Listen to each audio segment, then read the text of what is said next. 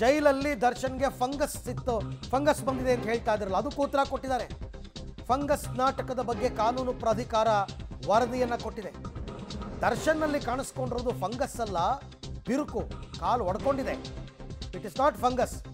ಚರ್ಮ ರೋಗದ ತಜ್ಞೆ ಡಾಕ್ಟರ್ ಜ್ಯೋತಿಬಾಯಿ ಅವರು ರಿಪೋರ್ಟ್ ಕೊಟ್ಟಿದ್ದಾರೆ. ಕಾಲಿನಲ್ಲಿ ಕಾಣಿಸಿಕೊಂಡಿರುವ ಬಿರುಕಷ್ಟೇ ಅಂತ. ಜೈಲು ವೈದ್ಯರಿಂದ ಫಿಸಿಯೋಥೆರಪಿ ಮಾಡಿಸಲಾಗ್ತಾ ಇದೆ ಬೆನ್ನೋಗೆ. ಕೋರ್ಟ್ಗೆ ಕಾನೂನು ಸೇವಾ ಪ್ರಾಧಿಕಾರ ವರದಿಯನ್ನು ಕೊಟ್ಟಿದೆ. ನನಗೆ ಫಂಗಸ್ ಬಂದ್ಬಿಟ್ಟಿದೆ, ಸೂರ್ಯನ ಕಿರಣಗಳು ಬೀಳ್ತಾ ಇಲ್ಲ ಅಂತೆಲ್ಲ ಹೇಳಿದ್ರಲ್ಲ, ಫಂಗಸ್ ನಾಟಕದ ಬಗ್ಗೆ ಕೂಡ ಪ್ರಾಧಿಕಾರ ರಿಪೋರ್ಟ್ ಕೊಟ್ಟಿದೆ. ಅದು ಫಂಗಸ್ ಅಲ್ಲ. ಈ ಕಾಲಲ್ಲಿ ಹಿಮ್ಮಡಿ ಒಡ್ಕೊಳ್ಳುತ್ತಲ್ಲ, ಆ ಥರ ಒಡ್ಕೊಂಡಿದೆ. ಚರ್ಮರೋಗ ತಜ್ಞರೇ ಕೊಟ್ಟಿರ್ತಕ್ಕಂಥ ವರದಿ ಅದು. ಇದು ಫಂಗಸ್ ಅಲ್ಲ, ಇದು ಕಾಲಿನಲ್ಲಿ ಕಾಣಿಸ್ಕೊಂಡಿರ್ತಕ್ಕಂಥ ಬಿರುಕು. ಪಾಪ ಅವ್ರು ಹೊರಗಡೆ ಇದ್ದಾಗ ಮಾಯಿಶ್ಚರೈಸರು ಅದು ಇದು ಅಂತೆಲ್ಲ ಹಚ್ಕೋತಾ ಇದ್ರು. ಇವಾಗ ಆ ಮಾಯಿಶ್ಚರೈಸರ್ ಎಲ್ಲ ಹಚ್ಕೊಳ್ಳೋದಕ್ಕೆ ಅವಕಾಶ ಇಲ್ಲ, ಹಾಗಾಗಿ ಕೈ ಕಾಲು ಒಡ್ಕೊಂಡಿದೆ. ಅದನ್ನು ಫಂಗಸ್ ಅಂತ ಹೇಳಿದ್ಯಾರು? ಫಂಗಸ್ ಅಲ್ಲ. ಅಲ್ಲಿಗೆ ದರ್ಶನ್ದು ಎಲ್ಲ ವಾದಗಳು ಬಿದ್ದೋಯ್ತು. ಎಲ್ಲ ವಾದಗಳು ಕೂಡ ಬಿದ್ದೋಯ್ತು. ಒಂದು ವಾದವನ್ನು ಕೂಡ ಕಾನೂನು ಸೇವಾ ಪ್ರಾಧಿಕಾರದವರು ಎತ್ತಿ ಹಿಡಿದಿಲ್ಲ. ಆಮೇಲೆ ಅದಕ್ಕೆಲ್ಲ ಅವರು ತಜ್ಞರಿಂದ ರಿಪೋರ್ಟ್ ತೊಗೊಂಡಿದ್ದಾರೆ. ಚರ್ಮರೋಗ ತಜ್ಞರಿಂದ ರಿಪೋರ್ಟ್ ತೊಗೊಂಡಿದ್ದಾರೆ. ಬೆನ್ನು ನೋವಿಗೆ ಫಿಸಿಯೋಥೆರಪಿ ಮಾಡಿಸಲಾಗ್ತಾ ಇದೆ. ಅವರ ಆರೋಗ್ಯದ ಬಗ್ಗೆ ನಾವು ಗಮನ ಕೊಟ್ಟಿದ್ದೀವಿ. ಅವ್ರ ಬೆನ್ನು ನೋವು ಅಂದ ಕೂಡಲೇ ನಾವು ಟ್ರೀಟ್ಮೆಂಟ್ ಕೊಡಿಸ್ತಾ ಇದ್ದೀವಿ. ಸಿ ವಿ ರಾಮನ್ ನಗರ ಆಸ್ಪತ್ರೆ ವೈದ್ಯರನ್ನ ಕರೆಸಿ ಟ್ರೀಟ್ಮೆಂಟ್ ಕೊಡ್ತಿದ್ದಾರೆ. ಸೊ ದರ್ಶನ್ ಅವರಿಗೆ ಯಾವ ರೀತಿಯ ತೊಂದರೆನೂ ಇಲ್ಲ. ಒಬ್ಬ ವಿಚಾರಣಾಧೀನ ಕೈದಿಗೆ ಏನೇನು ಕೊಡಬಹುದೋ ನಿಯಮದ ಪ್ರಕಾರ ಕೊಟ್ಟಿದ್ದೇವೆ. ದರ್ಶನ್ ಅವರ ಆರೋಗ್ಯದಲ್ಲಿ ಯಾವುದೇ ವ್ಯತ್ಯಾಸ ಆಗಿಲ್ಲ. ಅದೆಲ್ಲವನ್ನ ಕೂಡ ಹೇಳಿದ್ದಾರೆ. ಇನ್ನೂ ಕೆಲವೆಲ್ಲ ಕೇಳ್ಕೊಂಡಿದ್ರು ಅವರು. ಅದೆಲ್ಲದಕ್ಕೂ ಉತ್ತರವನ್ನು ಕೊಡ್ತಾ ಹೋಗ್ತಾರೆ. ಈ ಎಲ್ಲ ವಿಚಾರಕ್ಕೆ ಸಂಬಂಧಪಟ್ಟಂತೆ ಮತ್ತಷ್ಟು ಮಾಹಿತಿ ನನ್ನ ಕೊಲೀಗ್ ಮುರಳೀಧರ್ ಅವರಿಂದ ಪಡಿತಾ ಹೋಗೋಣ. ಮುರಳಿ, ಅಲ್ಲಿಗೆ ದರ್ಶನ್ ಅವರ ಒಂದೇ ಒಂದು ವಾದವನ್ನು ಕೂಡ ಕಾನೂನು ಸೇವಾ ಪ್ರಾಧಿಕಾರದವರು ಎತ್ತಿ ಹಿಡಿದಿಲ್ಲ. ಎಲ್ಲವನ್ನೂ ಸಾರಾಸಗಟಾಗಿ ತಳ್ಳಿ ಹಾಕಿದ್ದಾರೆ. ಎಲ್ಲವನ್ನೂ ಕೊಡಲಾಗಿದೆ ಅಂತ. ಈ ವರದಿಯನ್ನು ಕೋರ್ಟ್ ಎಷ್ಟರ ಮಟ್ಟಿಗೆ ಪುರಸ್ಕರಿಸುತ್ತೆ ಅಂತ ಈಗ ಪ್ರಶ್ನೆ. ಅರವಿಂದ್, ಪ್ರಮುಖವಾಗಿ ದರ್ಶನ್ನ ಬೃಹನ್ ನಾಟಕ ಏನಿತ್ತು, ಬೃಹನ್ ನಾಟಕಕ್ಕೆ ತೆರೆ ಎಳೆಯುವಂಥ ಒಂದು ದೊಡ್ಡ ಕೆಲಸವನ್ನು ಈಗ ಕಾನೂನು ಸೇವಾ ಪ್ರಾಧಿಕಾರ ಮಾಡಿರುವಂಥದ್ದು. ಯಾಕೆಂದರೆ ಕಳೆದ 2 ತಿಂಗಳಿಂದ ಕೂಡ ನಿರಂತರವಾಗಿ ದರ್ಶನ್ ಇದೇ ನಾಟಕಗಳನ್ನು ಆಡ್ಕೊಂಡು ಬರ್ತಾ ಇದ್ದಂಥದ್ದು.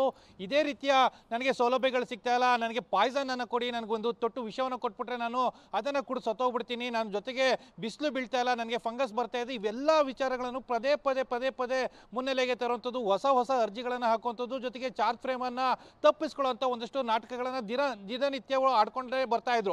ಜೊತೆಗೆ ನನಗೆ ಯಾವ ರೀತಿಯಲ್ಲಿ ಜೈಲಿನ ಅಧಿಕಾರಿಗಳು ಹಿಂಸೆಯನ್ನು ಕೊಡ್ತಾ ಇದ್ದಾರೆ, ಖುದ್ದಾಗಿ ನ್ಯಾಯಾಧೀಶರೇ ಏನು ಜೈಲಿಗೆ ಬಂದು ಭೇಟಿಯನ್ನು ಮಾಡಿ ಜೈಲಿನಲ್ಲೇ ಪರಿಶೀಲನೆಯನ್ನು ಮಾಡಿದ ಬಳಿಕ ನೀವು ನಿರ್ಧಾರವನ್ನು ಮಾಡ್ಕೊಳ್ಬೋದು.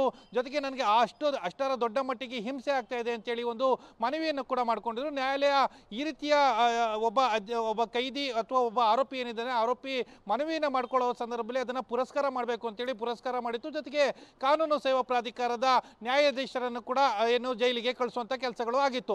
ನ್ಯಾಯಾಧೀಶರು ಕೊಟ್ಟಂಥ ವರದಿಯನ್ನು ಇವತ್ತು ನ್ಯಾಯಾಲಯಕ್ಕೆ ಅಂದರೆ ಕೊಟ್ಟಂಥ ವರದಿ ಸೇವಾ ಪ್ರಾಧಿಕಾರದ ನ್ಯಾಯಾಧೀಶರು ಕೊಟ್ಟಂಥ ವರದಿಯನ್ನು ಇವತ್ತು ಕೋರ್ಟ್ಗೆ ಸಲ್ಲಿಕೆಯನ್ನು ಮಾಡಿದ್ರು. ಸಲ್ಲಿಕೆಯನ್ನು ಮಾಡಿದ ಸಂದರ್ಭದಲ್ಲಿ ಪ್ರತಿಯೊಂದು ಅಂಶಗಳು ಕೂಡ ಅಂದರೆ ಸೇವಾ ಪ್ರಾಧಿಕಾರದ ಏನು ನ್ಯಾಯಾಧೀಶರು ಹೋಗ್ತಾರೆ, ನ್ಯಾಯಾಧೀಶರು ಹೋಗಿ ಮೊದಲ ದರ್ಶನ್ನ ಹೇಳಿಕೆಗಳನ್ನು ಪಡ್ಕೊಳ್ತಾ ಹೋಗುವಂಥದ್ದು, ದರ್ಶನ್ಗೆ ಯಾವ್ಯಾವ ಅವಶ್ಯಕತೆಗಳಿದ್ದಾವೆ ಅನ್ನೋದ್ರ ಬಗ್ಗೆ ಒಂದು ಮಾಹಿತಿಗಳನ್ನು, ಒಂದು ಪ್ರಶ್ನಾವಳಿಗಳನ್ನು ನೋಟೆಡನ್ನು ಮಾಡ್ಕೊಳ್ತಾ ಹೋಗ್ತಾರೆ. ನೋಟೆಡನ್ನು ಮಾಡ್ಕೊಳ್ತಾ ಬಂದಾಗ ಅದಾದ ಬಳಿಕ ಜೈಲಿನ ಅಧಿಕಾರಿಗಳು ಯಾವ ರೀತಿಯಲ್ಲಿ ಅದಕ್ಕೆ ಸೌಲಭ್ಯಗಳನ್ನು ಒದಗಿಸಿದ್ದಾರೆ ಅನ್ನೋದ್ರ ಬಗ್ಗೆ 2ನೇ ವಿಷಯವಾಗಿ ತೆಗೆದುಕೊಳ್ತಾರೆ. ಜೊತೆಗೆ ಜೈಲಿನ ಮ್ಯಾನ್ಯುವಲ್ ಪ್ರಕಾರವಾಗಿ ಇದಕ್ಕೆ ಎಲ್ಲದಕ್ಕೂ ಅವಕಾಶಗಳಿದೆಯಾ ಅನ್ನೋದ್ರ ಬಗ್ಗೆ 3 ಅಂಶಗಳನ್ನು ಕೂಡ ವರದಿಯಲ್ಲಿ ತೆಗೆದುಕೊಂಡು ಈಗ ಬಂದಿರುವಂಥದ್ದು.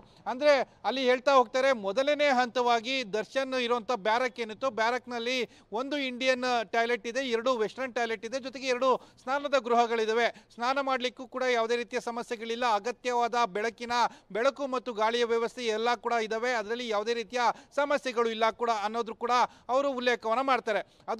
ಅದು ಮೊದಲನೇ ಅಂಶ. ಆದರೆ ಎರಡನೇ ಅಂಶವಾಗಿ ಹಾಸಿಗೆ ಮತ್ತು ದಿಂಬಿನ ವಿಚಾರಕ್ಕೆ ದೊಡ್ಡ ಮಟ್ಟದ ಹೋರಾಟವನ್ನೇ ದರ್ಶನ್ ಮಾಡ್ತಾ ಇರೋಂಥದ್ದು. ಪದೇ ಪದೇ ಹೊಸದಾಗಿ ಅರ್ಜಿಯನ್ನು ಹಾಕೊಂಡು ಬಂದ ಸಂದರ್ಭದಲ್ಲೂ ಕೂಡ ನ್ಯಾಯಾಲಯ ಯಾವುದೇ ರೀತಿಯ ತೀರ್ಮಾನವನ್ನು ಮಾಡೋದಿಲ್ಲ. ಅದಕ್ಕೆ ಸಂಬಂಧಪಟ್ಟಂತೆ ಜೈಲಾಧಿಕಾರಿಗಳ ಬಳಿ ಹೇಳಿಕೆಯನ್ನು ಪಟ್ಟುಕೊಂಡಾಗ ಜೈಲಿನ ಮ್ಯಾನ್ಯುವಲ್ನಲ್ಲಿ ಇದಕ್ಕೆ ಅವಕಾಶಗಳಿಲ್ಲ ಅಂತೇಳಿ ಕೂಡ ಹೇಳ್ತಾರೆ. ಆಸ್ ಪರ್ ಜೈಲ್ ಮ್ಯಾನ್ಯುವಲ್ ಏನಿತ್ತು, ಜೈಲ್ ಮ್ಯಾನ್ಯುವಲ್ ಪ್ರಕಾರ ಪ್ರಿಸನ್ ಅಂದರೆ ವಿಚಾರಣಾಧೀನ ಆರೋಪಿ ಏನಿದ್ದಾರೆ, ವಿಚಾರಣಾಧೀನ ಆರೋಪಿಗೆ ಯಾವುದೇ ರೀತಿಯ ಹಾಸಿಗೆ ಮತ್ತು ದಿಂಬಿನ ವಿಚಾರಕ್ಕೆ ಸಂಬಂಧಪಟ್ಟಂತೆ ಅವಕಾಶಗಳಿಲ್ಲ ಅಂತೇಳಿ ಇದೆ, ಮತ್ತು ಸಜಾ ಕೈದಿಗಳಿಗೆ ಮಾತ್ರ ಹಾಸಿಗೆ ಮತ್ತು ದಿಂಬನ್ನ ಕಲ್ಪಿಸಬಹುದು ಅಂತೇಳಿ ಒಂದು ವರದಿಯನ್ನು ಇದೆ ಅನ್ನೋದ್ರ ಬಗ್ಗೆ ಕೂಡ ಕಾನೂನು ಸೇವಾ ಪ್ರಾಧಿಕಾರ ತಮ್ಮ ವರದಿಯಲ್ಲಿ ಉಲ್ಲೇಖವನ್ನು ಮಾಡಿರುವಂಥದ್ದು.